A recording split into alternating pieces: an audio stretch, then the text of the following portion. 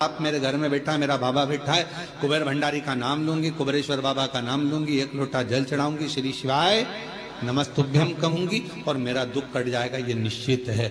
कभी भी याद करो उसको, कभी।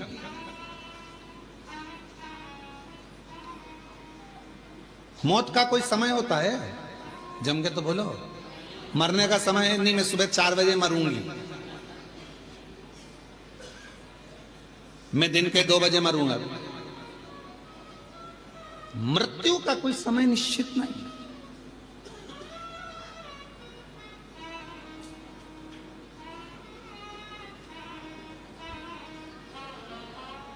एक बात पूछे हम आपसे, उत्तर दीजिएगा, थोड़ा सा जवाब दोगे आप लोग?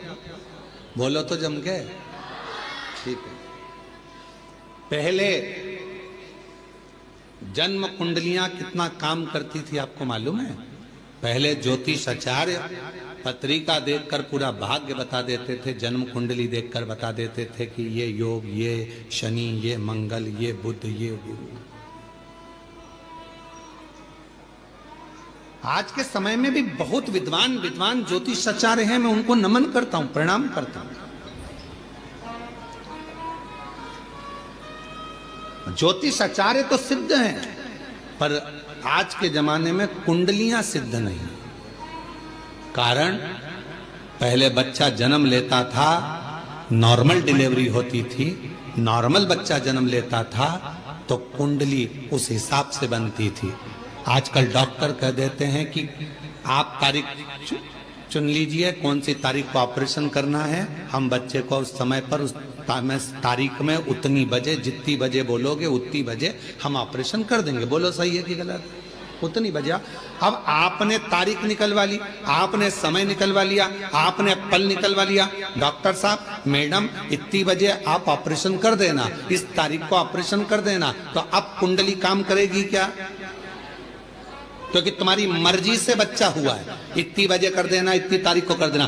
पहले परमात्मा की मर्जी से होता था, जब वो चाहता था तब दर्द उठता था और जापा होता था तो कुंडली काम करती,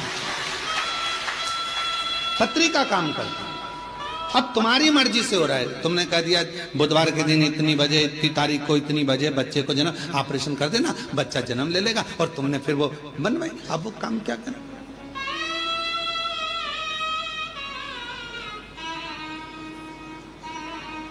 मृत्यु कौन सी श्रेष्ठ है?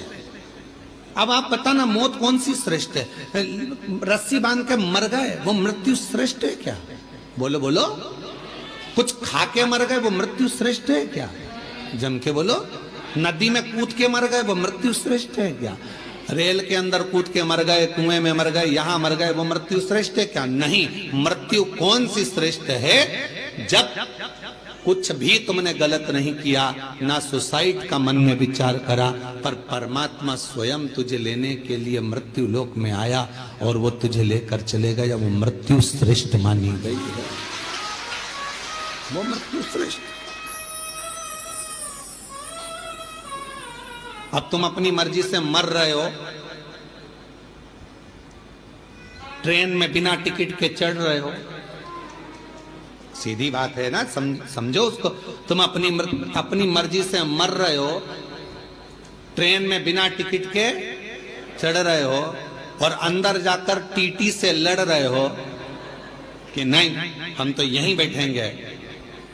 टीसी क्या करेगा? धक्के मार देगा, चलो बाथरूम के उधर जाओ, शौचालय के उधर जाओ, और शौचालय में फिर वहां जाके बैठ गए, बदबू अलग आ रही, तकलीफ अलग, इधर से मूंगफली वाला, इधर से सामान वाला, धक्का मुक्की, कोई पानी ढोल गया और तुम्हारा पूरी दरी गीली कर गया, और तुम बार बार मुंह पे कपड़ा बांध कर बैठी हो। कितना कितना भोगना पड़ रहा है। क्यों? क्योंकि बिना टिकट के गई हो। जब तक वो तुम्हारा टिकट ना काटे तब तक मरने का प्लान मत बनाओ। बिना टिकट के जाओगे तो भोगना बहुत पड़ेगा, इतना भोगना पड़ेगा कि तुम भोगते हो। बिना टिकट के नहीं। कोई तुमसे कह दे मैं तो परेशान हो गया, मैं तो मर रहा हूं, मत मर भैया, बिना टिकट के जाएगा। एक बार ट्रेन में सफर करके देख ले, बाथरूम के पास बैठ के जाना पड़ता है बिना टिकट के, कितना धक्का खाना पड़ता है, कितनी गाली खाना पड़ती है। कोई पानी ढोल जाता, कोई कुछ कर जाता, कहीं का बीड़ी वाला बीड़ी का धुनक रहा है, कोई सिगरेट वाला, कहीं तंबाकू वाला, कहीं ये वाला, कहीं वो वाला। उसी तरह अगर बिना टिकट के चले गए, परमात्मा लेने नहीं आया और तुमने सोच लिया मैं तो मर जाऊं और तुमने सुसाइड कर ली, याद रख लेना, ट्रेन का सफर कर कर देख लेना, बिना टिकट के कितने धक्के खाना पड़ते हैं। उसी तरह बिना बुलाए अगर तुम चले गए, सारे नरकों में धक्के खाओगे, इधर से कूचा उधर से कूचा, ऊपर जाके कहोगे अब दोबारा से सुसाइड नहीं करूंगा, अगला जन्म दो, फिर कभी नहीं मरूंगा।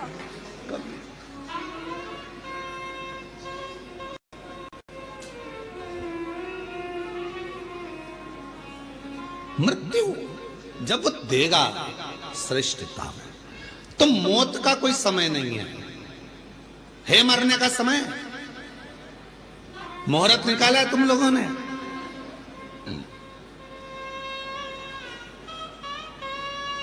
सारे महाराज जी से पूछते हो बताओ शादी का मुहूर्त, बताओ जन्म का मुहूर्त, बताओ घर प्रवेश का मुहूर्त, बताओ सोना खरीदने का मुहूर्त, बताओ लक्ष्मी पूजन का मुहूर्त, बताओ दिवाली पूजन का मुहूर्त। पर कोई एक पैदा हुआ हो ऐसा संसार में जिसने महाराज जी से जाकर पूछा हो कि बताओ हमारे मरने का मुहूर्त, हमारे मरने का मुहूर्त बताओ कि कौन सी घड़ी में मरूं मैं, कौन सी घड़ी में मैं अपने प्राणों को त्यागूं, कौन सी घड़ी में मैं मरूं, उसका मुहूर्त बताइए। कौन सी घड़ी में मरूं? घड़ी नहीं देखी जाएगी, वो तो तुम्हारा पुण्य और पाप देखा जाएगा, उसके अनुसार तुम्हारा प्राण छूट जाएगा। 21,600 श्वास जो तुम्हारे शरीर से रोज निकल रही है, कौन सी श्वास आखिरी होगी किसी को नहीं मालूम। इसलिए जैसे मरने का समय नहीं मालूम, मरने का मुहूर्त नहीं मालूम, मरने का दिन नहीं मालूम, मरने की तिथि नहीं मालूम, कब जाना पड़ जाए, उसी तरह शंकर भगवान के पूजन की कोई तिथि, कोई बार, कोई समय मत देखो, कोई समय मत देखो। शिव को जब भजोगे तब शिव तुम्हारे पास में होगा, शंकर तुम्हारे नजदीक में होगा। शिव को तुम जब भजना चाहो, जब तुम्हारा मन, जब तुम्हारा दिल कर जाए तब शिव को मानो। तुम्हारा दिल कर जाए, जब तुम्हारा हृदय कर जाए, तब शंकर को पुकार लो, उसको बुला लो।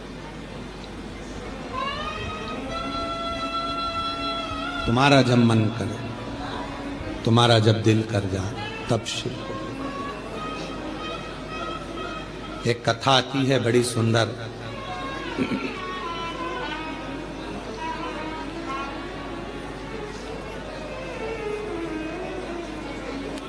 एक बार माँ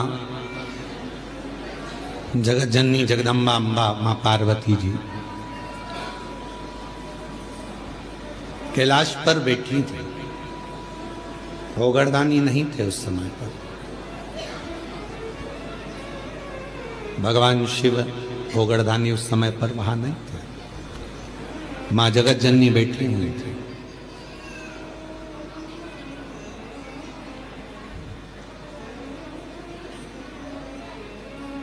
एक बूढ़ा ब्राह्मण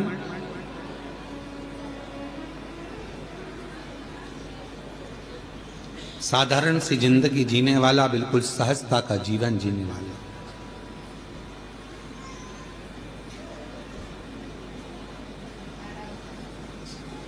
अपने काम में चलते चलते चलते चलते जा रहा।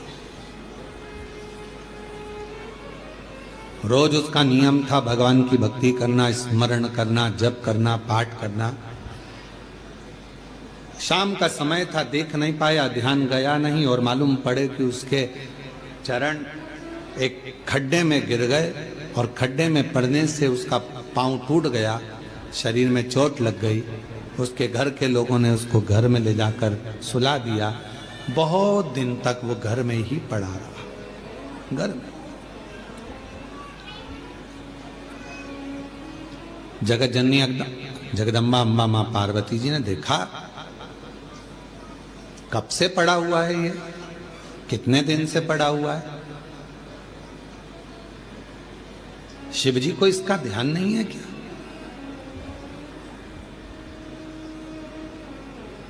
कई लोग कहते हैं कि भगवान सुनता नहीं है क्या? कई लोग कहते हैं भगवान क्या दिखता नहीं है क्या? हम इतना भजन करते हैं और हमारे एक रिश्तेदार हैं, वो हमको तकलीफ देते रहते हैं और इतना फूल रहा फल रहा, हमारे पड़ोसी इतने फल रहे फूल रहे जो भगवान के मंदिर तक नहीं जाते और लोगों को परेशान करके रखा है, उसके बाद भी उसको भगवान इतना दिए जा रहा है। क्या भगवान नहीं है क्या? क्या भगवान की आंखें नहीं है क्या? लोग कहते हैं। हम इतना तपस्या करें, भजन करें, कीर्तन करें और दुख भी हमें ही आ रहा है। और वो इतना कष्ट देने के बाद दुनिया के लोगों को चूसे जा रहा है, धन लिए जा रहा है, लिए जा रहा है, लिए जा रहा है, लोगों को कष्ट दिए जा रहा है और उसके बाद भी फल फूल रहा है। क्या भगवान नहीं है क्या? है तो फिर जो इतना दुनिया को कष्ट दे रहा है वो इतना फल फूल क्यों रहा है? उसका कारण आज का नहीं है, पूर्व का है। कोई पिछले जन्म का उसने अच्छा कर्म करा होगा तो आज उसको भगवान ने इतना गाड़ी बंगला सत्ता वैभव जायदाद सब पूर्व का करा होगा, आज भोग रहा है। और आज आने के बाद अगर वो बेकार कर्म कर रहा है तो एक जन्म नहीं, ना जाने कितने जन्म भोगेगा। और तू आज अच्छा कर रहा है, दुख मत मना। तूने पूर्व में कोई गलत कर्म करा होगा तो आज तेरे पास में ना थोड़ा धन कम है, वैभव कम है, सत्ता कम है, पर तेरे पास भजन तो ज्यादा है ना। भजन तू कर रहा है, शिव की आराधना कर रहा है, साधना कर रहा है, कर ले, अगला जन्म सवर जाएगा तेरा। फिर तुझे कोई जन्म नहीं लेना पड़ेगा, कोई जन्म, फिर तुझे कोई जन्म नहीं लेना।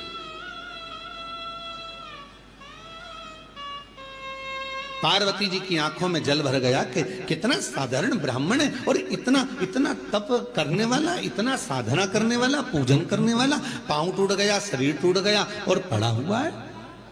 शिव जी का ध्यान नहीं है क्या? थोड़ी देर बाद भगवान शंकर आ गए, पार्वती जी उनसे रूठ कर बैठ गए। क्यों? क्योंकि भक्तों की दशा नहीं देखी गई, भक्तों की दशा नहीं देखी गई, माता से रूठ कर बैठ गए। शिव जी ने पार्वती जी से कहा, क्या बात है जगत जननी, तुम आज रूठी हुई सी दिखती हो।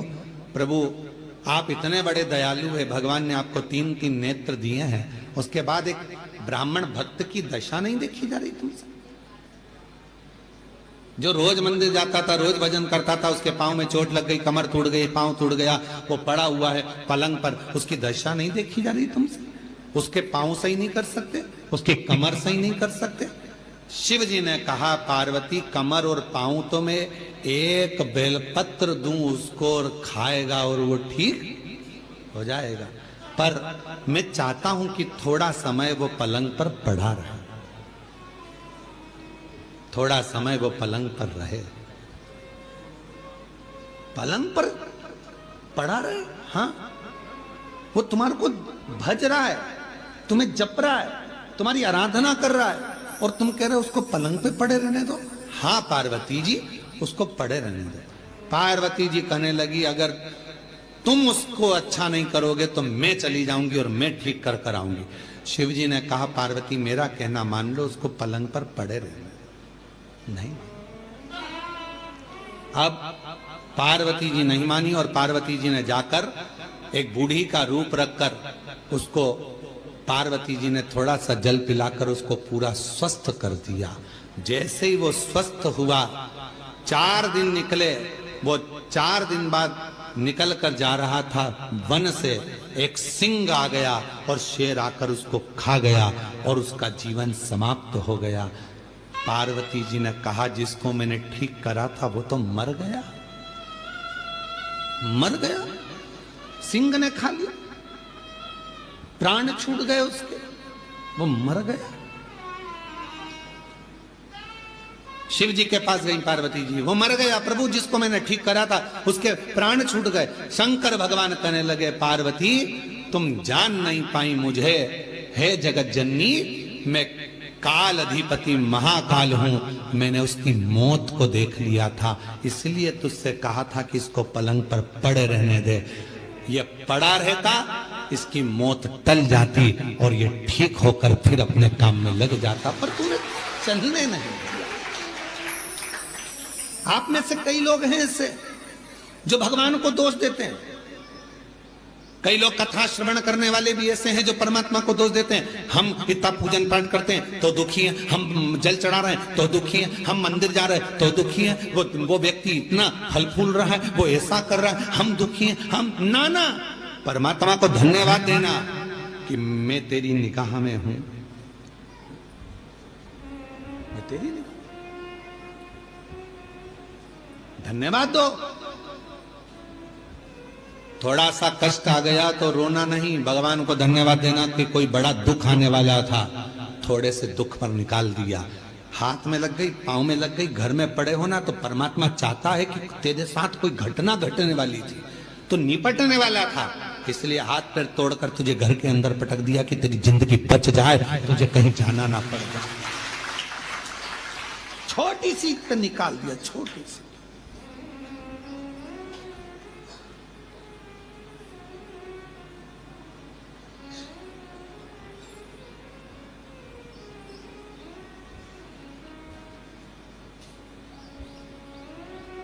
पहचान हो जाती है ना शिव जी से, तो वो बड़े दुख को छोटे पर लाकर छोड़ देता है। दुख तो आएगा क्योंकि हमारे पूर्व का कर्म हमें भोगना है, पर बड़े दुख को छोटे पर लाकर छोड़ देता।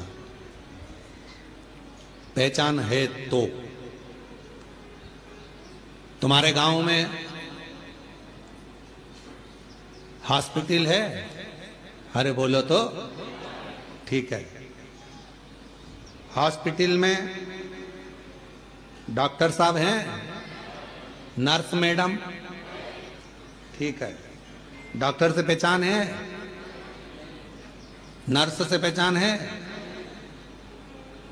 नहीं है तो कर लो। डॉक्टर से पहचान होगी तो ज्यादा दवाई नहीं लिखेगा, नर्स से पहचान होगी, इंजेक्शन भी लगाएगी तो धीरे से लगाएगी, पहचान वाली है, नहीं तो टोच देगी। बोलो सही है कि गलत है? हॉस्पिटल में जाते हैं, बच्चा को रोना आता है, मैं इंजेक्शन नहीं लगवाऊंगा, मैं इंजेक्शन नहीं लगवाऊंगा, मैं सुई नहीं लगवाऊंगा।